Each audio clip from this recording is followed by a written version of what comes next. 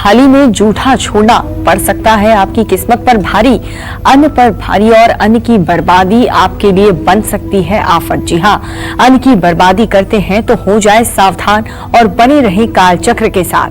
अपनी चर्चा को आगे बढ़ाते हुए बात करते हैं उन लोगों की जो किसी दावत या फिर शादी में जूठन छोड़ते हैं। ऐसा करने पर आपको कौन से बुरे परिणाम भुगतने पड़ सकते हैं, आइए जानते हैं। बताएं पंडित जी। देखिए, अब मैं आपको ये बताना चाहता हूं कि क्या होता है जब आप किसी निमंत्रण में भोजन करने जाते हैं और वहां पर आप जूठन छोड़कर चले आते हैं। किसी निमंत्रण में बड़ी मात्रा में भोजन बनता है, ये बात तो जगविदित है, इसलिए जब ढेर सारे लोग आएंगे तो सबके लिए भोजन बनेगा। और ये भोजन की बर्बादी दावत और शादियों में बहुत होती है और इस बर्बादी का कारण आप भी हैं। ऐसे में इसका कितना बुरा प्रभाव आप पर पड़ सकता है, ये मैं आपको बताना चाहूंगा। किसी दावत में खाने से अपनी थाली भर लेना और फिर उस खाने को कूड़ेदान में डाल देना आपके एक नहीं, दो नहीं, बल्कि 9 ग्रहों को प्रभावित करने वाली बात है। पहले हमारे सनातन धर्म में भोजन की जो व्यवस्था थी वो ये थी कि किसी भी निमंत्रण में लोग पंक्ति में बैठते थे, उनको एक एक चीज श्रद्धा के साथ परोसी जाती थी और उन चीजों को वो खाते थे। जितनी मात्रा में जरूरत होती थी उतना लेते थे, मात्रा में जरूरत ना होने पर वो हाथ से इशारा करके नहीं लेते थे। लेकिन कहते हैं ना कि संस्कृति तो वही रहती है, चाहे सिंधु घाटी की संस्कृति भगवान शिव के पूजन की रही हो या आज कलयुग में शिव पूजन की स्थिति रही हो, संस्कृति वही है, लेकिन सभ्यताएं बदल जाती हैं। तो आज के 20 साल पहले की सभ्यता थी कि हम पंक्ति में बैठकर भोजन करते थे और जब तक एक व्यक्ति भी भोजन करता रहता था तब तक कोई उठता नहीं था, उसका इंतजार करता था। लेकिन आज ये है कि कहीं भी, अब तो गांव में भी भोजन के लिए स्टॉल लगे हुए हैं, वहां आप प्लेट उठाइए, सलाद रखिए और अपने खाने की पसंद की चीजें अपने थाली में भर लीजिए। कुछ लोग तो बुद्धिमान होते हैं जो अपने लिए जरूरत से कम चीजों को लेकर के और उसका सदुपयोग करते हैं। लेकिन कुछ लोगों को तो ऐसा लगता है कि कौन बार बार इस स्टॉल पर आएगा, खूब भर लेते हैं और जब नहीं खा पाते हैं तो उसको ले जाके डस्टबिन में जूठन को गिरा देते हैं। ये गलत है, ये आपके दुर्भाग्य का सूचक है। अगर इस तरह का खाना बर्बाद हो रहा है तो निमंत्रण देने वाले को भी सतर्क होना चाहिए, क्योंकि आप भी इस पाप के भागीदार हैं। आपको तनाव हो सकता है, मानहानि हो सकती है, अचानक आपके जीवन में कोई बड़ा संकट आ सकता है, सफलता में रुकावट आ सकती है। आपने जो भी धन कमाया है, लेकिन हाँ, आप ये भी नहीं कह सकते आगंतुक निमंत्रित लोगों से कि भाइयों थोड़ा थोड़ा ही भोजन लीजिएगा जिससे भोजन का जूठन न बर्बाद हो। ये कहना तो आपके लिए महासंकट हो जाएगा। ये तो लोगों को खुद से सोचना चाहिए कि ये अन्न भले ही इस व्यक्ति के द्वारा प्रायोजित किया गया है, लेकिन इस अन्न के साथ मेरी भी उतनी ही जिम्मेदारी बनती है जितना इस निमंत्रण देने वाले की जिम्मेदारी है। तो संकट से अगर बचना है, बर्बादी से बचना है, तो अन्न की सुरक्षा करनी होगी। आपसे जो गलती हुई है, निमंत्रण में जिन लोगों ने खाना बर्बाद किया है, वो अब ध्यान से सुन ले। मैं कहना चाहता हूं कि अगर जाने अनजाने में आपसे भी ये गलती हुई है तो दावत देने वाले व्यक्ति किसी समाज सेवी संस्था से संपर्क करें। बचे हुए भोजन को, जो साफ सुथरा हो, जूठा न हो, खराब न हो, उसको किसी स्वयंसेवी संस्था में जहां उसका उपयोग हो सके वहां तक उसको पहुंचा दें। आप जहां दावत कर रहे हैं उसके आसपास अगर रात में आपको लगता है कि कुछ लोग अभाव में भूखे भी सो रहे होंगे तो उन्हें बुलाकर जरूर भोजन करा दें और हनुमान जी की उपासना कर लें, हनुमान चालीसा का पाठ कर लें। क्या आपकी रसोई में कीड़े राशन खराब कर देते हैं? क्या आपकी रसोई में रखा हुआ ताजा सामान भी खराब हो जाता है? क्या आपकी रसोई में बरकत नहीं है? तो कहीं आपका दुर्भाग्य आपके नजदीक तो नहीं है? ये मैं बताऊंगा आपको। बस थोड़ी देर में आप बने रहिएगा हमारे साथ, देखते रहिएगा कालचक्र। देखिए, किसी रिश्तेदार या फिर किसी दोस्त के घर में जूठा भोजन छोड़ने से आप पर और आपके परिवार पर इसका क्या बुरा असर पड़ सकता है, आइए जानते हैं। बताएं पंडित जी। देखिए, अब एक बात पहले कहना चाहूंगा, दिमाग में आई है वो बात कह दूं, फिर तो कहता रहूंगा। कुछ घर ऐसे होते हैं जिनके ऊपर पूर्वजों की कृपा होती है, भगवान की कृपा होती है। उनके घर में चाहे जितना बड़ा आयोजन हो, चाहे जितना छोटा आयोजन हो, कभी खाने की कोई वस्तु कम नहीं पड़ती है। चाहे भीड़ एकाएक बढ़ जाए और चाहे कोई भी परिस्थिति उत्पन्न हो जाए, लेकिन उनके यहाँ किसी भी प्रकार का भोज्य पदार्थ कम नहीं पड़ता है कि उसको आनन फानन में फिर से बनाने की नौबत आए। ऐसे लोगों के परिवार के ऊपर उनके पूर्वजों की अपार कृपा होती है और उनके पूर्वज उनके भंडार की वृद्धि करते हैं, जिससे उनका सम्मान समाज में ऊपर बना रहता है। कुछ लोग ऐसे भी हैं जो बहुत पैसा खर्च करने के बाद और पैसा वाला होने के बाद भी जो भी कार्यक्रम करते हैं, सत्यनारायण भगवान की कथा से लेकर के गया श्राद्ध के हवन तक जो भी कार्यक्रम करते हैं, उसमें भोजन जरूर घटता है। और भोजन घटने का कारण है कि आपके पितर असंतुष्ट हैं, देवताओं की आपके ऊपर कृपा नहीं है और आगंतुक सभी निमंत्रित व्यक्तियों को पता चल जाता है कि रसोई में कुछ नहीं है, फिर से भोजन बन रहा है। ये बड़ी शर्मनाक स्थिति बनती है। ये पितरों के रुष्ट होने से और ईश्वर की कृपा न होने से ऐसा होता है। ऐसा आपने भी अनुभव किया होगा। और कुछ महिलाएं ऐसी होती हैं कि जब तक वो किचन में खड़ी रहेंगी और जब तक वो भोजन नहीं कर लेंगी, तब तक चाहे जितने लोग घर पर आकर भोजन करें, किसी के लिए कोई सामान कम नहीं होगा। और कुछ महिलाएं ऐसी भी होती हैं कि वो चाहे जितना भोजन बनाएं, लेकिन उन्हें अपने लिए बाद में फिर से रोटी और सब्जी बनानी पड़ती है। इसलिए आप ये भी मानिए कि अगर ऐसा होता है तो पितर आपसे भी असंतुष्ट हैं, देवता आपसे भी असंतुष्ट हैं। तो अपने घर में ही सिर्फ भोजन की बर्बादी नहीं रोकनी चाहिए, बल्कि और भी कई जगह आपको अन्न बर्बाद होने से बचाना चाहिए, क्योंकि अन्न की बर्बादी कहीं भी तबाही कर सकती है।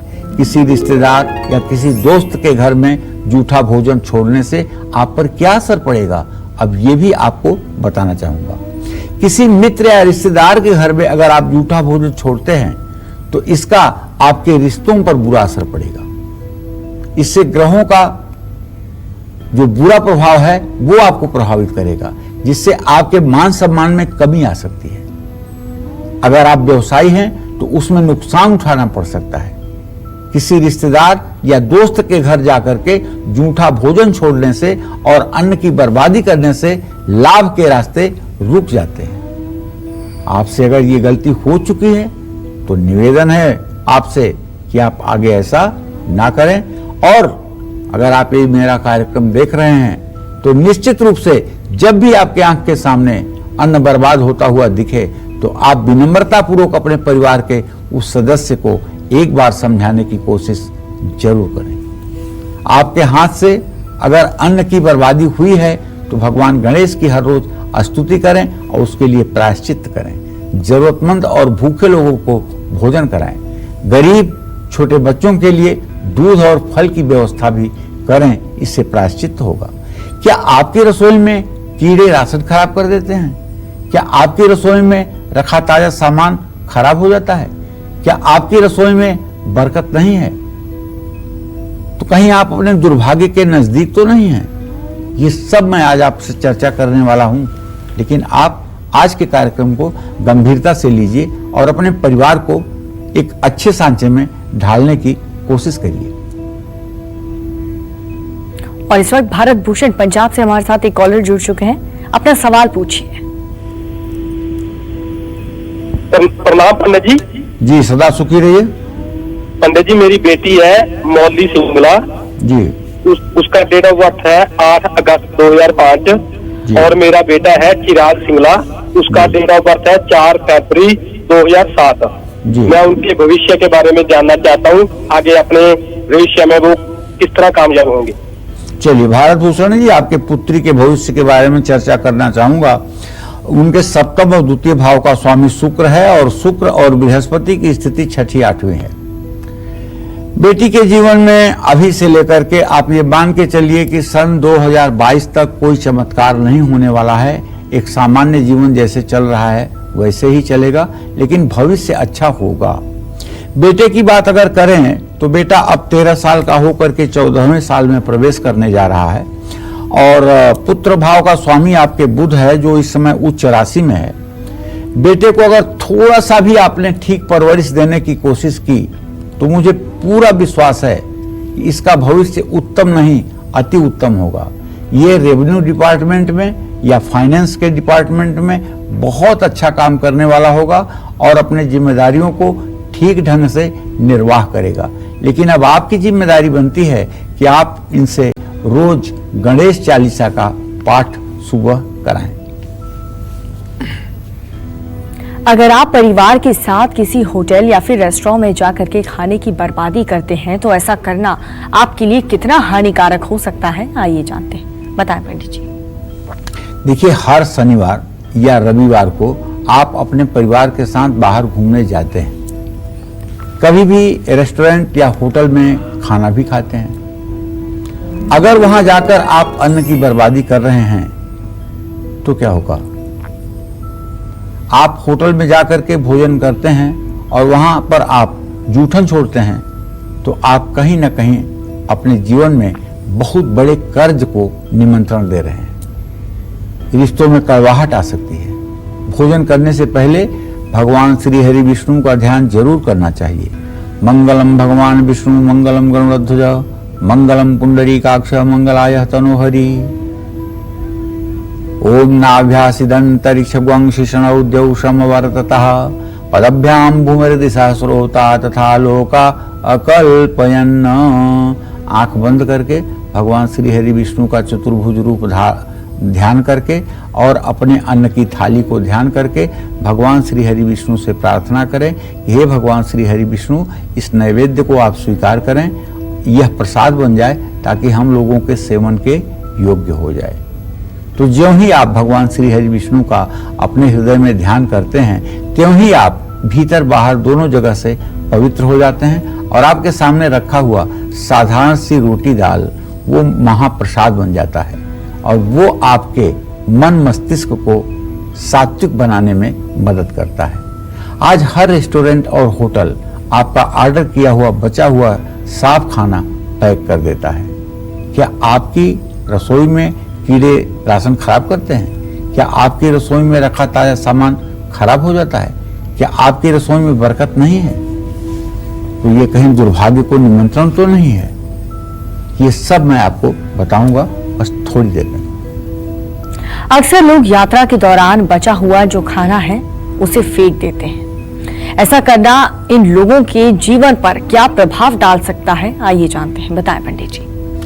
देखिए, अब मैं आपको बताता हूं कि आप सफर में और उस दौरान आप भोजन छोड़ते हैं या अन्न का अपमान करते हैं तो क्या होगा।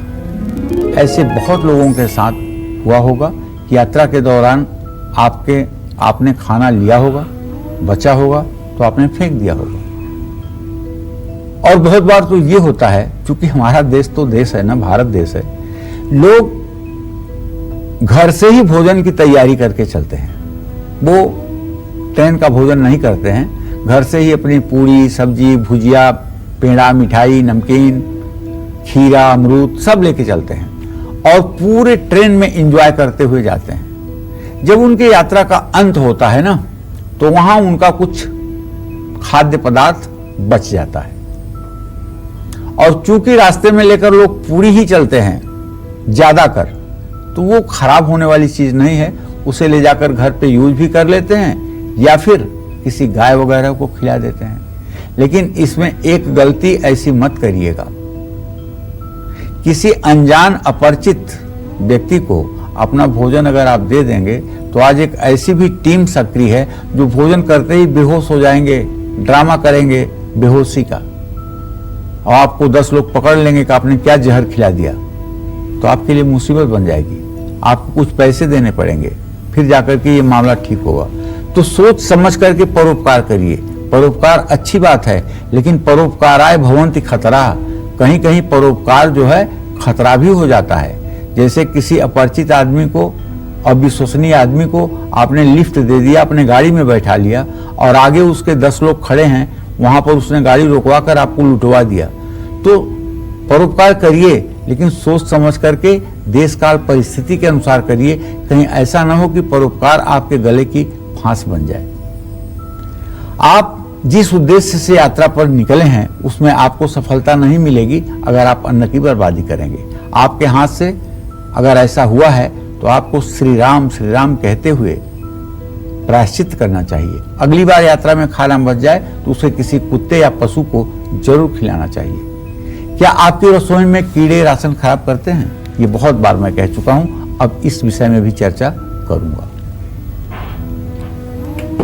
और इटावा से इस वक्त हमारे साथ एक कॉलर जुड़ चुके हैं, रविंद्र, क्या जानना चाहते हैं आप पंडित जी से? पंडित जी प्रणाम।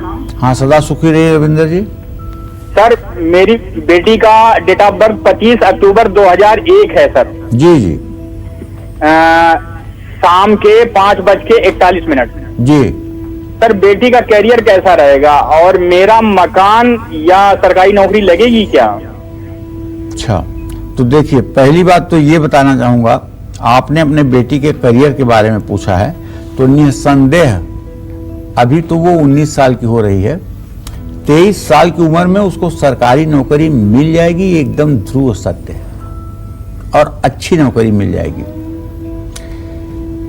जहां तक आपने अपने सरकारी नौकरी के बारे में पूछा है, तो कहीं भी मुझे दूर दूर तक नजर नहीं आ रहा है कि आपको सरकारी नौकरी मिलेगी। आप प्राइवेट सेक्टर में अपना व्यवसाय करके अपनी आजीविका अच्छी तरह से चला सकते हैं और संपन्न रह सकते हैं। जहां तक घर बनाने का प्रश्न है, तो रविंदर जी, आपके चतुर्थ भाव का स्वामी शनि शुक्र से परस्पर सप्तम है। अभी घर बनने में समय लगेगा, लेकिन आप अपने जीवन में घर बना पाएंगे, इसमें कोई दो राय नहीं है। थोड़ा सब्र और संतोष करके चलेंगे तो घर भी बनेगा और जीवन भी अच्छे से व्यतीत होगा। नमस्कार, मैं हूं मानक गुप्ता। अगर आपको हमारा ये वीडियो पसंद आया हो तो इसे लाइक और शेयर जरूर करें, और हाँ, हमें सब्सक्राइब और फॉलो करना ना भूलें, ताकि आप देश और दुनिया की कोई खबर मिस ना करें। तो जुड़े रहिए हमारे साथ और देखते रहिए News 24।